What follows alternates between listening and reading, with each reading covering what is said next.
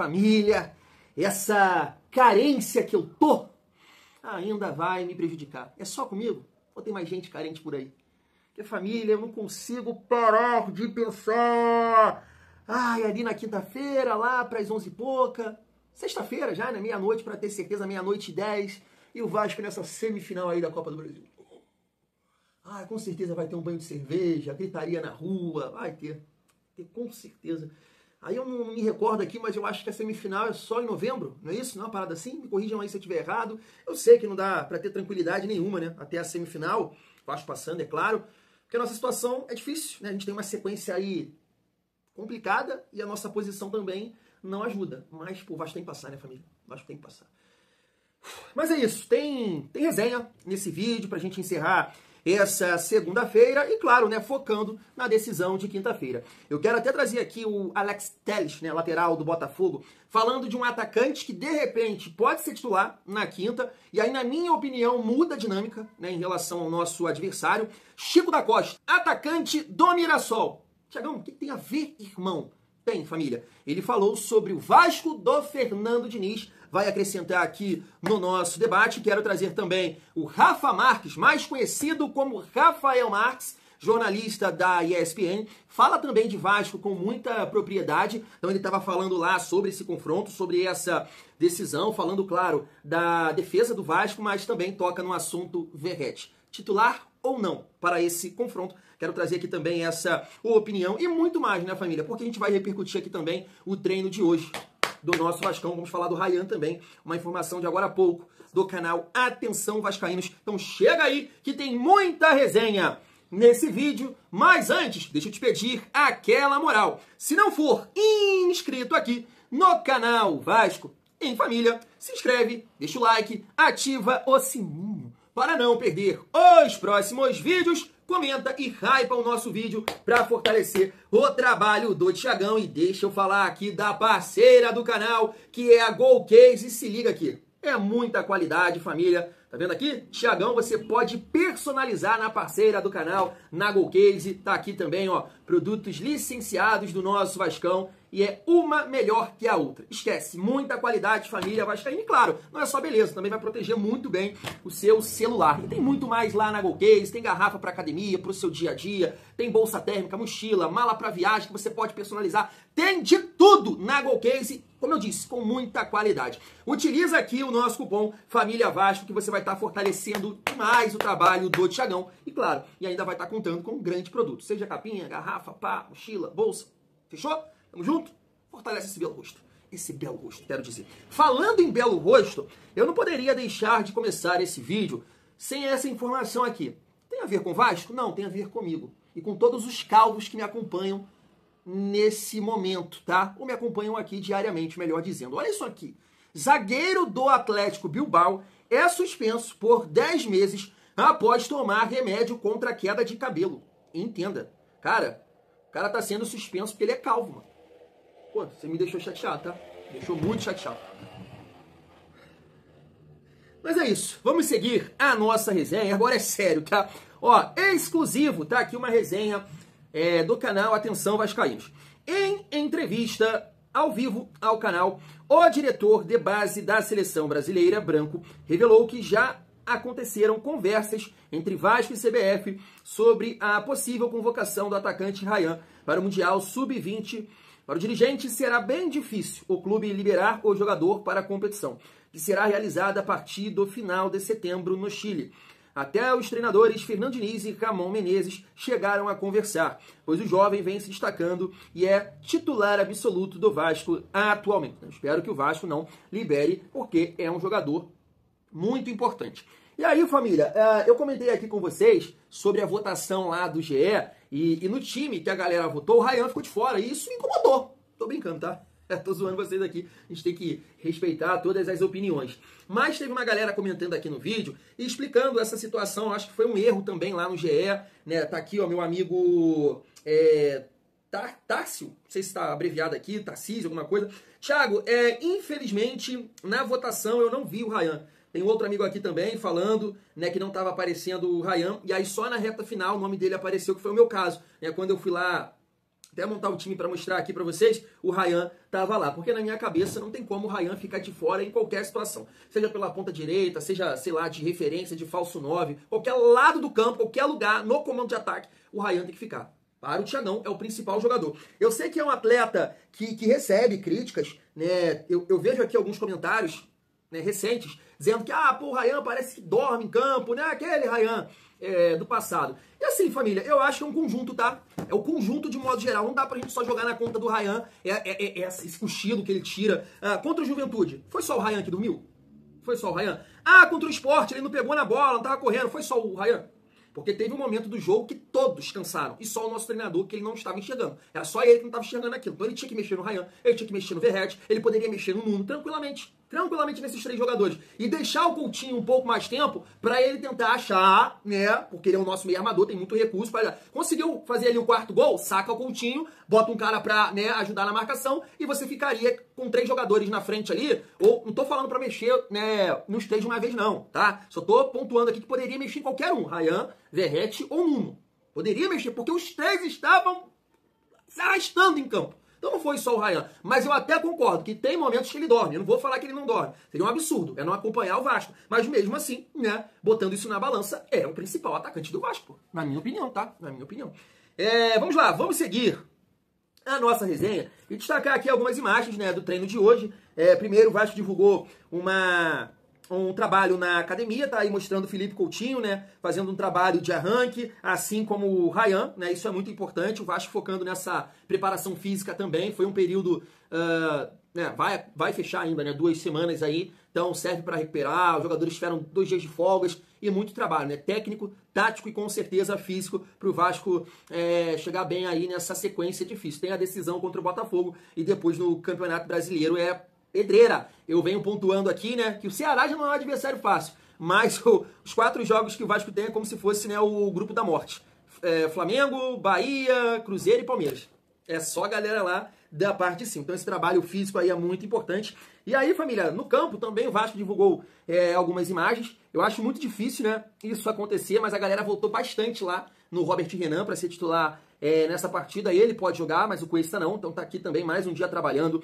Esse aqui, cara, eu botaria pra rolo, cara. A gente vai trocar uma ideia sobre a visão do Rafael Marques, porque eles debatem sobre isso. O Diniz não vai inventar, ele não vai tentar nada novo pra essa partida. Eu também acho isso. Na verdade, eu tenho certeza que isso vai acontecer. Vai entrar com o time que ele vem jogando. No Ryan, Coutinho, isso. Mas eu gostaria muito de observar, de ver esse cara aqui na quinta-feira, porque eu acho que ele poderia surpreender.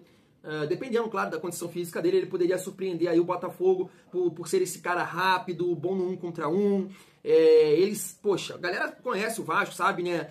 Os jogadores que tem ali, sabe que o Verratti é marcado daquele jeito, na bola aérea, sabe que o Nuno, o Coutinho tem muita qualidade técnica, o Ryan também no arraste. Claro, tô falando que eles vão ganhar todas, mas você conhece a característica, o perfil, né, de cada jogador. E esse aqui não, esse aqui a galera não conhece. É um jogador que tava, né, não estava atuando na França, se destacou lá nos Estados Unidos. Então, assim, poderia ser um cara, um elemento surpresa e com esse perfil de velocidade. Vou te dar um exemplo. Hoje, o Verratti é muito mais visado do que ele foi em 2023, né? Porque ninguém conhecia ali o Verratti e a bola aérea. Hoje não, cara, muito visado nesse sentido, tanto que, assim, contra o Botafogo, cara, é complicado aproveitar essa bola aérea aí, porque o Barbosa quanto o Caio mandam bem nesse fundamento, né, na bola aérea, então o Verratti pode ter muita dificuldade nesse sentido. Seguindo aqui a nossa resenha, pra gente destacar essa informação do GE, tá aí, ó, reforço caseiro, Vasco acelera a recuperação de lesionados e devem ter reforços na Copa do Brasil. É isso mesmo.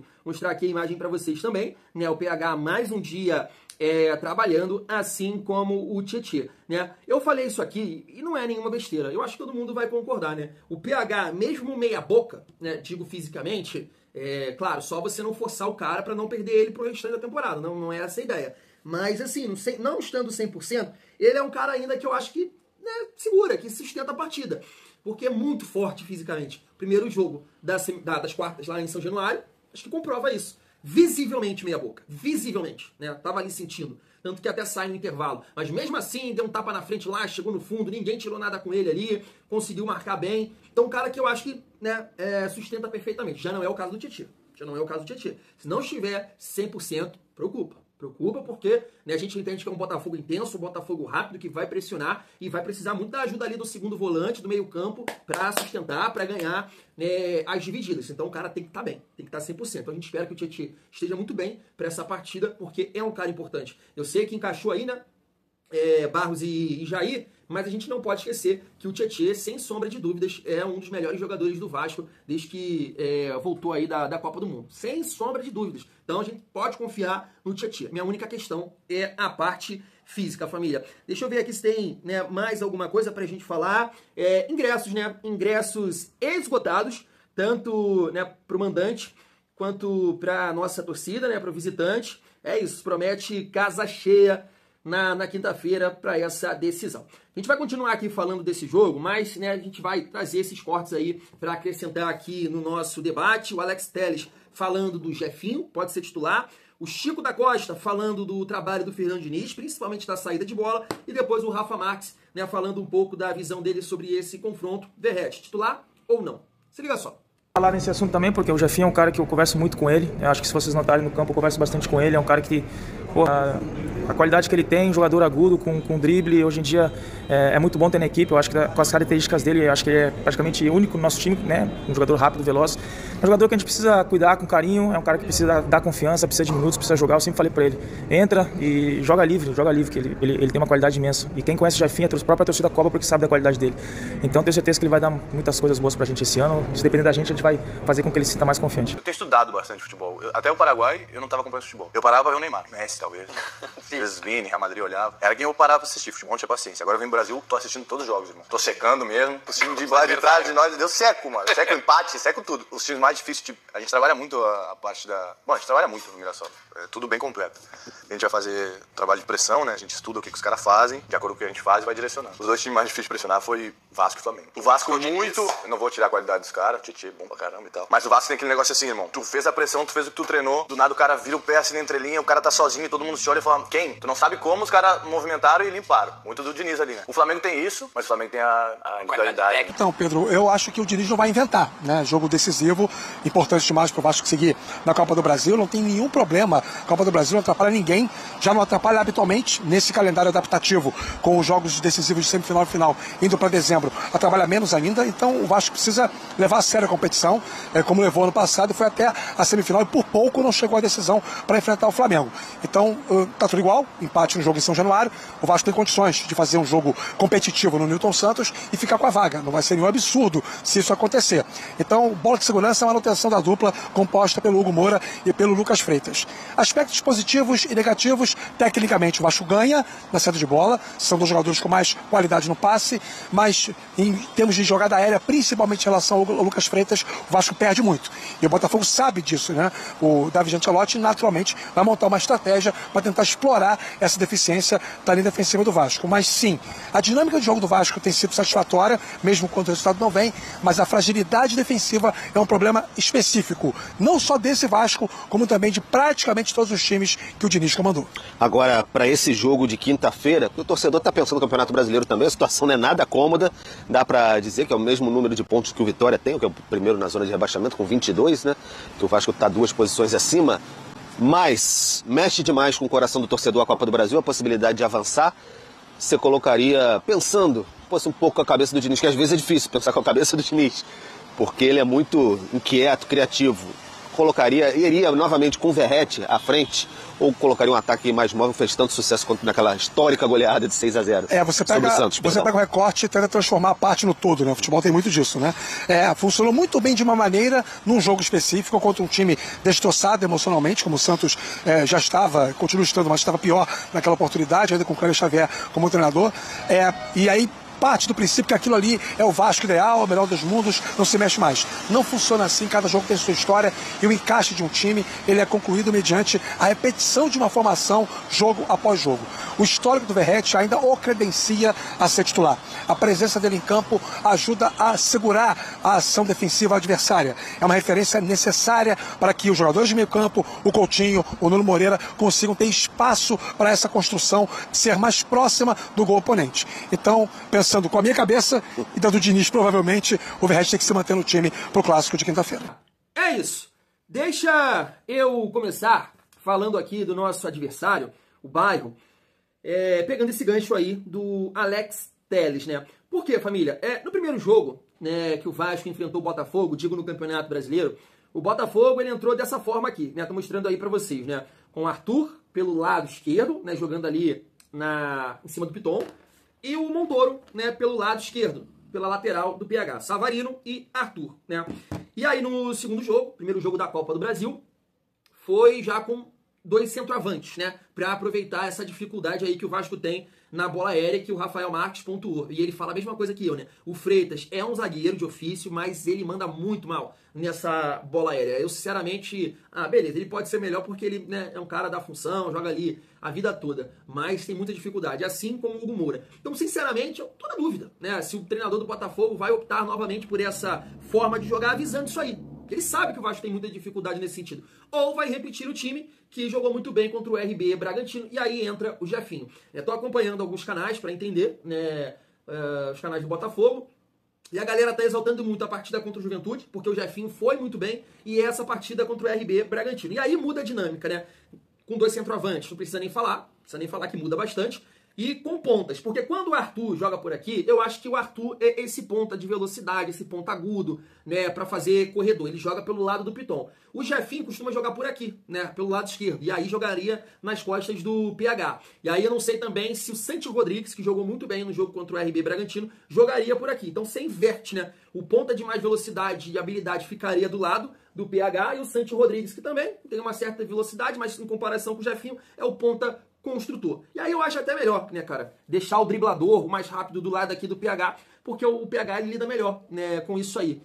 Tem mais força física para fazer uma recuperação e tudo mais. E o Arthur, cara, que vem jogando pela ponta, é um cara que não tá vivendo uma boa fase. Por isso que acho que, de repente, o filho do Ancelotti aí vai promover alguma mudança nesse sentido. E a gente precisa estar atento a essas mudanças aí, família vascaína. É difícil imaginar que o Diniz vai trabalhar em cima das mudanças, porque ele não trabalha assim. O Diniz é muito vaidoso, ele confia ali na filosofia dele, e acho muito difícil ele trabalhar de alguma forma para tentar neutralizar o jogo do Botafogo. Ele vai fazer o jogo dele. Cara, eu até gosto disso, eu até acho isso interessante, personalidade, mas, né, a gente não tem um time para isso ainda, e o mental do Vasco também é muito frágil, sabe? Muito frágil, porque às vezes a gente tenta ali jogar, ficar com a bola e o adversário vê contra o Juventude, contra o Corinthians, deu a bola pro Vasco em alguns momentos, pressiona, rouba a bola, transição. E aí, toma, né, batata, como diria meu pai. Por isso que eu acho que em alguns momentos o Diniz poderia ter uma forma de jogar diferente, um conceito diferente,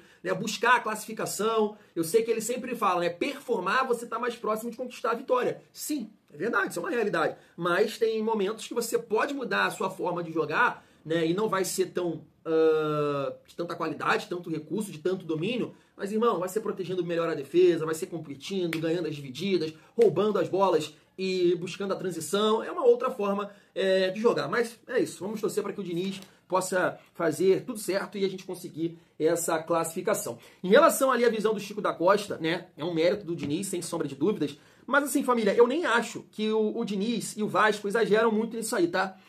Pelo recurso do time, o Vasco sim dá muito chutão, não é tipo era lá no Fluminense, não era, porque o Fluminense era um time, né, ali na parte de trás com Felipe Melo, Nino, Marcelo, Samuel Xavier, sabe, aí encostava ali o André, que joga muita bola, Martinelli, então juntava essa galera ali, conseguia várias vezes, erravam, tanto que errou lá com o Vasco, com o Pedro Raul e tudo mais, mas são jogadores de mais refino, né, de mais recurso, então o Fluminense abusava dessa saída de bola, não é o caso do Vasco. Não é o caso do Vasco. Isso, a galera bateu muito nessa tecla, né? E o medo, pô, como é que vai sair jogando com o João Vitor, tal, não sei o que. Nem foi isso, né? Que hoje a gente se preocupa ou fica, pô, o Diniz tá tirando meu sono. Não, nem essa saída de bola. Agora é o equilíbrio do time, né? As modificações, as substituições. Porque eu não acho que o Vasco exagera nas partidas, né? Quando não dá pra sair jogando, é o Bumba, né? Contra o Mirassol, claro, teve momentos em que o Vasco botou na roda, conseguiu sair jogando, mesmo com a pressão, saiu bem. Isso acontece em várias partidas, mas quando não dá, é chutão. O Vasco faz muito isso, na minha opinião. Em relação ali ao Rafael Marques, cara, eu fico muito incomodado, tá?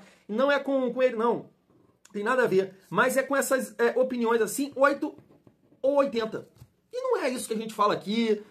bato nessa tecla, se o torcedor acha que o Verratti é isso e aquilo, não esquece, cara, o Verratti é importante. É importante ter o artilheiro do Brasil nesse momento. Mas ele fala de uma forma, você não pode pegar esse jogo do Santos e achar que é isso aqui, mas ninguém tá falando isso. Agora, existia uma narrativa que não existe vida sem Verratti. Esse era o papo. E aí o Vasco foi lá, uma bela atuação, conseguiu a vitória e mostrou, poxa, dá pra jogar sem. Em alguns momentos, você pode, né, ter um ataque de mais mobilidade ali. Por que não? Funcionou. Mas não é que é isso aqui, tem que ser desse jeito aqui, e não muda nada. Não, calma, gente. Eu tenho a minha opinião que o Verratti é banco no Vasco. Mas eu entendo que não é por aí. Não é 8,80, sabe? E é aquele debate que a gente teve aqui algumas vezes. Ah, mas no jogo do Santos, se o Verratti estivesse, ele ia marcar 2. Não ia. Não ia. Cara, por coincidência, eu tava assistindo os lances de novo, os gols do Vasco. Hoje mesmo. Cara, mais uma vez eu vi ali o David, ele participa do primeiro gol pelo lado esquerdo, o Verratti não faria isso, né? Ele não deixa a bola sair, e aí o jogo, né, a bola rola, vai lá pro lado direito e o Nuno faz o cruzamento. O segundo gol é uma fatiada dele, um voleio dele dentro da área, e beleza, o Verratti poderia se acertar como já acertou contra o Coritiba em 2023. Né? Eu acho que ele chama na caixa, né? Verdade, não é aquele voleio ali não, de repente o Verratti teria mais dificuldade de acertar. Mas o gol do Coutinho, David, que eu acho muito difícil, o Verratti fazer aquilo simples, fácil, tá? Mas você sabe muito bem, você acompanha o Vasco assim como eu, sabe que muito provavelmente o Verratti ia dominar aquela bola, tentar fazer alguma parede para receber a falta. Porque ele sabe a limitação dele, a dificuldade que ele tem de dar seguimento a alguma jogada. Então, como ele sabe que está próximo ali da área, com certeza ia proteger e arrancar uma falta. O gol não sairia, tá? Não sairia, na minha opinião. E o gol do Tietchan, também o David por aqui. O Verratti não faria isso. Então a gente está falando aqui de 3, 4 gols com movimentações de um cara de um ataque mais móvel, um 9 que, né, fazia o lado esquerdo, fazia o lado direito. Na verdade, até ele jogou, né, no lado esquerdo, o David. Quem jogou mais flutuando foi o Coutinho e o Nuno. Mas o David se movimentava, tanto que o gol, né, foi dentro da área e o passe também foi ali, na função do centroavante. Então a gente tem que parar com isso. Tanto falar que o Verratti não presta, agora tanto falar que não existe vida sem Verratti. Então não é 8,80. Então não é nenhum absurdo no jogo de quinta-feira você barrar o Verratti e ter um ataque para competir, principalmente sem bola. Principalmente sem bola. Sem intenso desde do comando de ataque. Não é absurdo nenhum. Esse conceito aí que o Verratti segura, dois zagueiros e tudo mais, cara, eu sinceramente não concordo muito com isso não. Depende muito assim do contexto do jogo. Não achei que o Verratti segurou zagueiro contra o Sport, não achei que ele segurou zagueiro contra o Botafogo, não acho. Eu acho que é um cara estático ali, né? A função dele, centroavante. E, cara, e marca por zona, né? Se a bola tiver lá, o zagueiro daqui da esquerda vem, fica um pouco nele, o outro faz a cobertura lá. Se tiver pelo lado direito, da mesma forma. Eu não vejo isso não, tá? Pode ser ignorância da minha parte, mas eu não vejo isso não. Mas é aquilo, falei que não ia falar mais do Verratti, porque a galera sabe a minha opinião, ficaria no banco, na minha visão, nesse jogo contra o Botafogo. Mas, né, eu vou torcer muito para que ele em campo, né, possa realmente cravar 1, 2 e nos ajudar a classificar aí para a semifinal da Copa do Brasil. Fui!